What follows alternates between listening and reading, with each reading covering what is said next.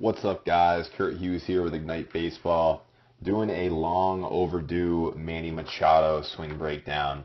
One of my favorite swings in the big, so I'm not sure why I haven't done it yet, but I figured it was time when he hit 2 home runs against my Yankees. I want to talk about something specific first, and then we'll kind of get on just to what his swing actually is, and just kind of like the really baseline mechanics and how his swing matches like almost exactly what I teach. We'll talk about that a little bit in the second part of the video, but the first part I want to spend a little time talking about how he hits low pitches. I'm going to do something a little different because he hit 2 bombs in this game, so I'm going to look at both of them. The one on the left is the home run that he hit in the 3rd inning, and the one on the right is the home run that he hit to walk off the game in the 9th inning.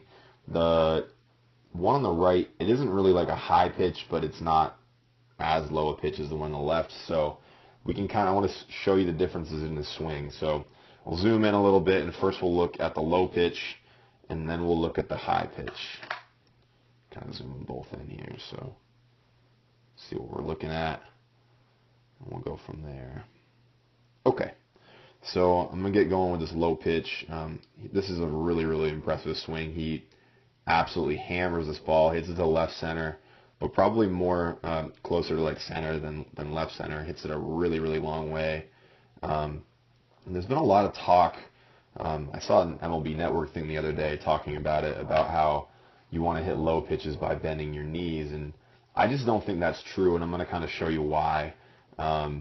So take a look at Machado's posture when he's going to hit this pitch. So first off, you can see that his back is kind of bent, and he kind of has this nice zigzag in his body as he's getting into his landing, okay?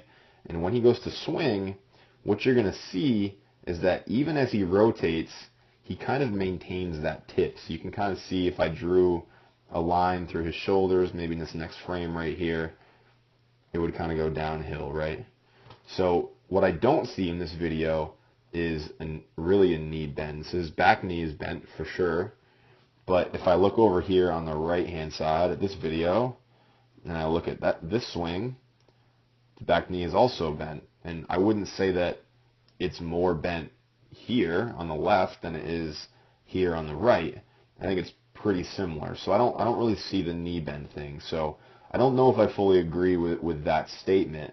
That said, we are going to talk about how you actually should hit a low pitch, or how I think you should hit a low pitch, and we're going to kind of use angles to talk about that a little bit. So I'm going to try to pair these swings up to similar spots in their swing. So I'll stop right here on the one on the right, which is the one that's a little higher. And I'm going to stop right here, which I would say is right there, which is a pretty similar spot in this one on the left. And I'm just going to kind of measure the angle of the shoulders so we can kind of talk about it a little bit more smoothly, and we kind of know exactly what it is we're talking about here. So here we go. So if I measure the shoulders on the left here, and I'm going to try to use the bricks as kind of like level. I know that maybe that's not the best way to do it, but that's what we're going with today. So I'm going to start right here. I did it backwards. Sorry about that. So I'm going to start right here. Try to bring it right across the bricks. Do it backwards again. Right here, bring it right across the bricks to that shoulder, then bring it right down to the other one. And we're looking at, it's not right because I've got it a little too high with the bricks. We're looking at about a 40, 41 degree angle, something like that, with the shoulders here. Now, I know that some of that tip is because his shoulders aren't as fully rotated in this video on the left than they are the right, but we're going to be a little bit more general with that, so bear with me on this measurement. I know it's not perfect, but I think it's going to illustrate what it is that we're looking for here. Okay, about right there, 39, 40, 41, something around that line. I think it's probably more, a little bit less than that, so probably like a 38, right there. Perfect. Okay, as perfect as we're going to get. And if we look at the right, I'm going to do the same thing here. So I'm going to draw this over here, right to this shoulder, and then bring it down to this one. And you're going to see that that's about as perfect a drawing as I'm going to make.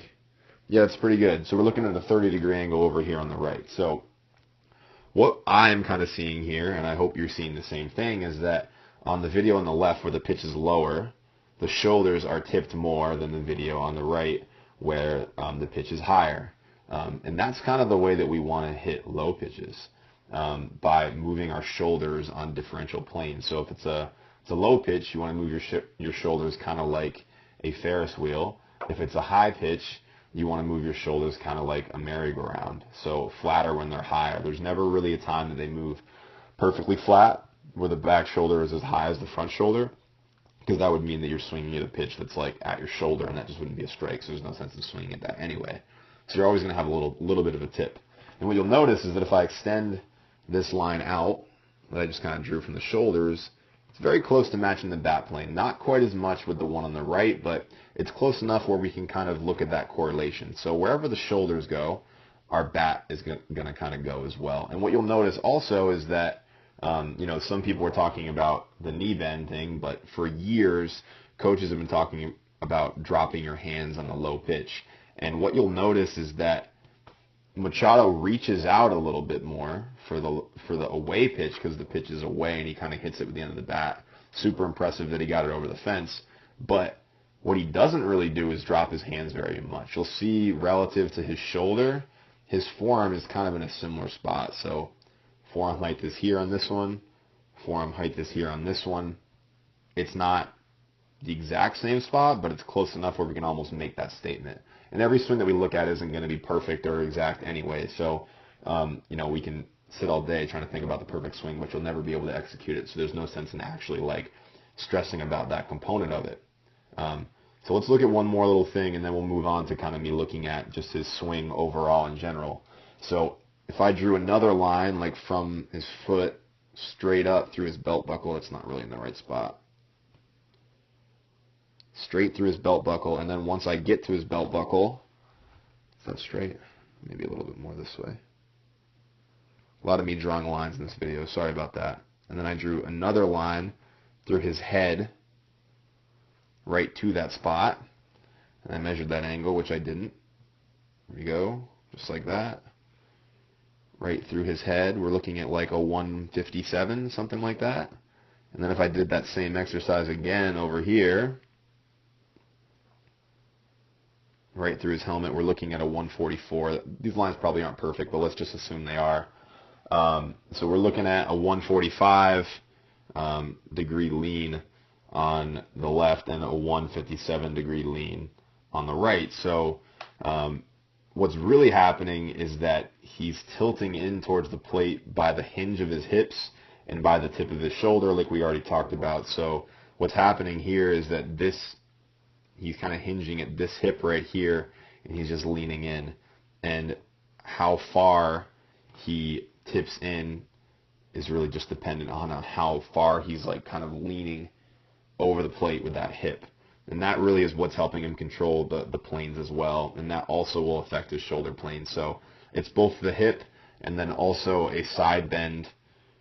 It's a side bend with his muscle that's kind of right underneath his armpit as well, kind of like right in here. He's bending down with that. So that's kind of how we want to hit a low pitch. And the reason why the other way to hit a low pitch, bending your knees, I'm not going to talk about the throwing the hands one. I'm tired of addressing that. So let's just talk about the bending the knee one, why that doesn't work.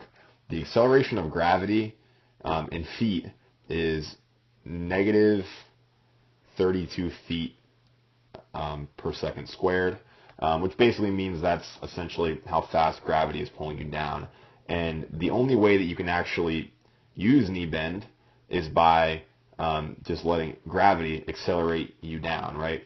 It's 60 feet 6 inches from the pitcher's mound to the catcher's glove, and if someone throws a 90-mile-an-hour fastball, then that's going to take 0.4 seconds, so you can only move, and you only have a very, very small time window to be able to actually execute that knee bend. So the knee bend thing wouldn't work because you wouldn't be able to bend down fast enough once you realize the pitch was low. You'd have to gamble every single time whether, okay, is it a low pitch, is it a high pitch? I'm not sure, so I'm just going to, I'm going to guess this time. That's the only way that move would really work. And Someone that actually kind of does something like that is Pedroia. Check out his swing; it's kind of interesting. But the hip hinge and the side bend one works a lot better, so it's the one that I recommend, and I recommend that's the one that you train as well. Stay tuned. We're going to look at another swing in just a second.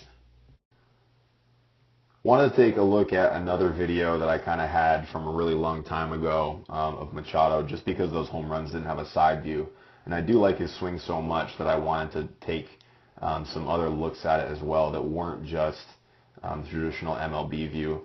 There's a lot of them on YouTube, so feel free to take a glance if you're really interested and take a look at those. But I think that this video, it embodies a lot of the things that I love to teach and that he's really able to accomplish. Now the thing with him, we talked a little bit, or quite a bit actually, about his hip hinge and the way that he kind of like leans forward into the plate as he's stepping. And you can kind of see that here, not as well because the angle's different, but he's definitely leaning over as he's stepping. But the other thing that I think is even better, and when I was talking about the hips kind of moving, being able to move in multi-planes because they're a ball socket, so they can kind of go in multi-directions.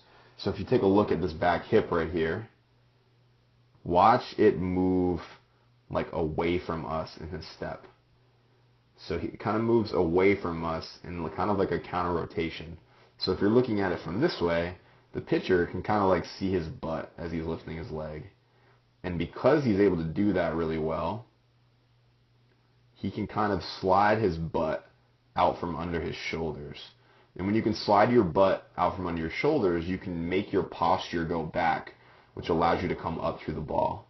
So take a look how this arrow right here, so this is actually, it's interesting because this is a way that I train hitters a lot. So what I'll do is I'll take like a pool noodle and I'll put it right on their back hip, like right here. Ooh, wrong way, sorry. I'll put it right on their back hip here, and I'll say, okay, do your whole step and don't let your body hit the pool noodle. Don't let your hip hit the pool noodle. So what they'll do is they'll lift their leg, and that pool noodle's right there, and if they hit it, they can feel the pool noodle, and they know they did it wrong.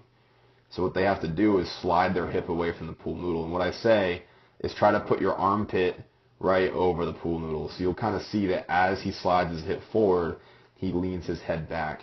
So that his lower half sliding forward is what's controlling his forward move, opposed to his head moving forward and him standing super straight up. This allows him to land with his head over his back hip and his spine angle back. So here's his spine angle. So from his belt to his head, it's kind of back a little bit. I think that isn't the perfect drawing. But what you'll see is that because that spine angle is back, he can turn up through this ball and absolutely launch it. Now, I would say that based on how I would teach it, I'd want him to lean back a little bit more when he lands. That said, I mean, this is a top 5 swing in the game.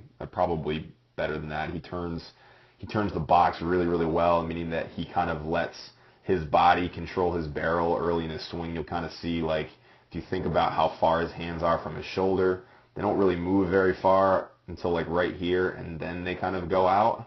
So he really holds on to his barrel in the beginning and then releases it late. So what a lot of young hitters that we see, what their problem will be is that they'll get right here, and as their hips start to go, they'll go with their hands immediately. And what Machado does so well is that he holds his hands back, like behind his shoulder as his swing begins to start, and lets his hips carry his shoulders through. So awesome stuff from Machado. Beautiful lower half too. Just a pleasure to watch him swing the baseball bat. I know my Orioles friends will give me crap that I did a breakdown of him, but it's totally worth it. He's awesome. I do online lessons as well. There's a link right in the bottom, so make sure you check that out. And if you run a travel team or anything, I also do some travel team consulting. And if not, you just want to talk hitting, like I always like doing that too. So feel free to shoot me an email. It's kurt@ignitebaseball.org.